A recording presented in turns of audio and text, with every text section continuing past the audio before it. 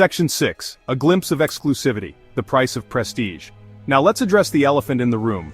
The Bentley Continental GT 2025 is not for the faint of heart, or for those with shallow pockets. This car is expensive, very expensive. But that's to be expected, isn't it? This is a car that's hand-built using the finest materials. It's a car that's packed with technology that would make a Silicon Valley engineer drool. And let's not forget the exclusivity factor. Owning a Continental GT is like joining an exclusive club. It's a symbol of success, of discerning taste, of having arrived.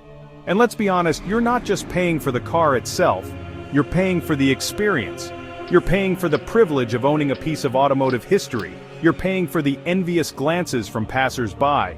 You're paying for the sheer joy of getting behind the wheel of a car that's as special as the Continental GT. So yes, it's expensive, but some things in life are simply priceless. Section 7. A legacy of grandeur, the enduring appeal of Bentley. Bentley has a rich history of crafting some of the world's finest automobiles.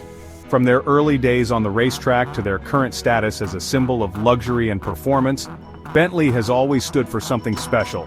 The Continental GT is the culmination of over a century of automotive excellence.